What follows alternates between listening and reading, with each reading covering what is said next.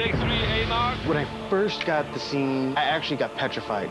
These scenes don't work without a lot of cameras. You might only get one take.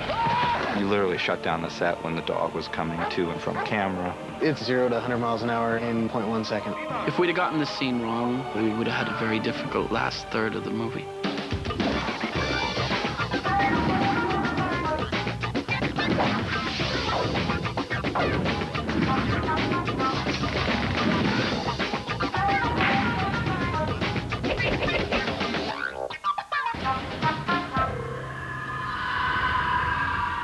The Omen tells the story of the unfortunate Mr. Robert Thorne, is the American ambassador to England. Okay, Tiger? This young couple adopt a baby. Basically, they've been hoodwinked. The child that he ends up adopting is the son of Satan. Thorne has to come to a very difficult decision about what he's going to do about it.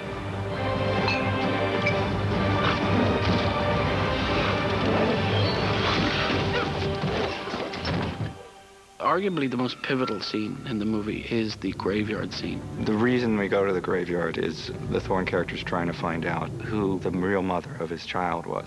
They do find the grave, and there's not a human skeleton there. There's a skeleton of a jackal. It's the realization that Damien could potentially be the son of the devil. And at that moment, they're dogs that protect Antichrist, and they attack.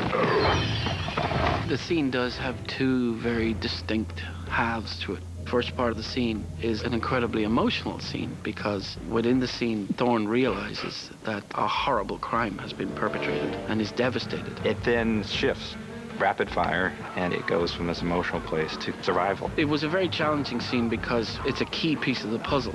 You're trying to tell the story, but also it's a very spooky scene. If we'd have gotten this scene wrong, we would have had a very difficult last third of the movie. It's a frightening proposition to know that if you don't get a home run on, you're in trouble. Because the scene is very complex, we, for a long time, thought that we would have to build a set for the graveyard. There were two choices. There was a fairly large backlot on the studio in Prague, and then there was the other choice. We'll find a great location and do it there. And our production designer built a model of exactly what we wanted to build on the back lot. And one of the local Czechs said, "I know where that is." I was like, "What are you talking about?" "I just built this model from plans." He's like, "No, this exists." And it ended up being the location where we shot. It was unbelievably cold, but God damn it, it wouldn't snow. So we had to use fake snow, which is really nasty stuff. It's paper and it gets up your nose. Don't let the fake snow fool you. It was below 10 degrees. It was pretty cold that day. Because it's an old fort, it had a moat. So we had to build a bridge to get any of our equipment across, but we couldn't bring any heavy equipment like a mechanical shovel or something. The ground was frozen so hard, it took teams of men using blow heaters to try and dig the grave. I remember thinking, like, oh man, we're screwed. We can't even dig a hole in the ground.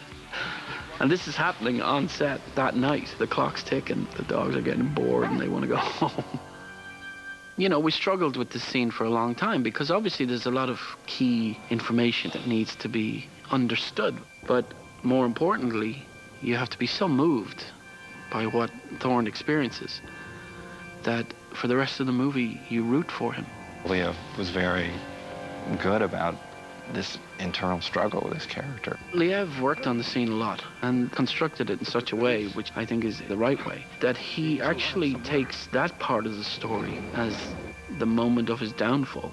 He never takes the easy way out. He always examines everything in every scene and does sort of a hokey check, make sure that everything tracks. One of the delights of the scene is that the sound mix, it's atmospheric. You can hear the footsteps, you can hear the wind blowing. With scenes like this, all the atmosphere, sound is lost. We start literally with a clean slate, no sound, nothing. And as we go, we would add our effects to the scene, where you get your winds, the break of the fence. This is the Foley aspect of the sound, footsteps, hand grabs, cloth movement. There's actually two people possibly walking in sand or leaves or snow. Then there's your background process, your BGs, we call them. It's mostly just your atmospheric background.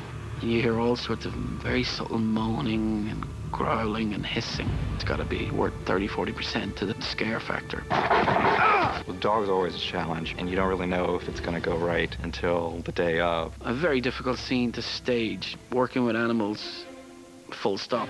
I don't care if it's a gerbil in a cage. It's difficult. And also, these are attack dogs. You know, the dogs aren't acting. The dog doesn't know that we're only goofing around here. It's a movie. The dogs are dangerous, particularly this one dog, the devil's dog. He was an insane animal.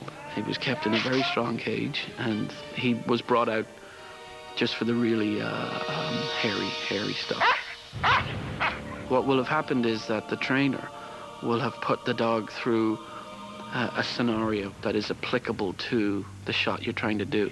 But having said that, what you then add is lights and cameras and snow machines and a lot of distractions for the animal. So you have to be very careful that the animal's action is as simple as can be. And then there are techniques for getting the dog excited.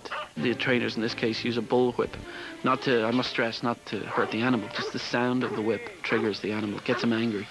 If the dog gets distracted for one moment, he can decide that he likes your cologne and he's come for you. So it's tricky. You got upwards of 100 people on the set. You literally shut down the set when the dog was coming to and from camera. More often than not, the really tricky time is when you cut, because the dog is now at his angriest, doesn't really understand what cut means. So to get the dog safely corralled again, that can be a little bit of an issue. Ultimately, that's why the dog was on a wire during most of these scenes, was just an extra level of protection. The scene right at the end where the dog is attacking his arm, everything you see there is Liev. That mean dog was on Liev's arm, pulling at him, tugging at him. You know, we were just going, this is great, this is great. He cracked a rib because the dog pulled him so hard against the railing. That'll show you how powerful these animals are. I give Liev all the props in the world for doing it, because that's a 100-pound Rottweiler hanging on your arm. It's testimony to the power of very good editing. Dan Zimmerman took a first swipe at the scene without any input from me. I decided to cut the film the exact way I felt the first time I saw the scene and the dailies, which was as fast as my heart was beating. Dan took some frames out so that the cuts almost are super quick. I think it makes or breaks it, to be quite honest. I think the reason that your heart races is precisely because of the effect of the editing. It's so potent.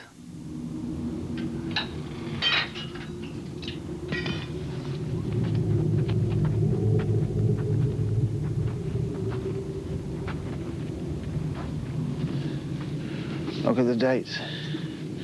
June the 6th, 5 years ago.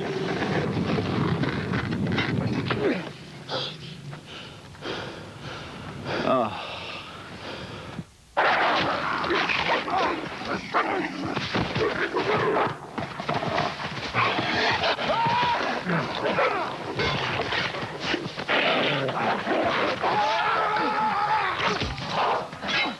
I was very happy with the scene. I was very worried about it and very relieved that it works as well as it does. I think it looks great. I think it sounds great. And the performances are exactly what they needed to be to make the rest of the movie work.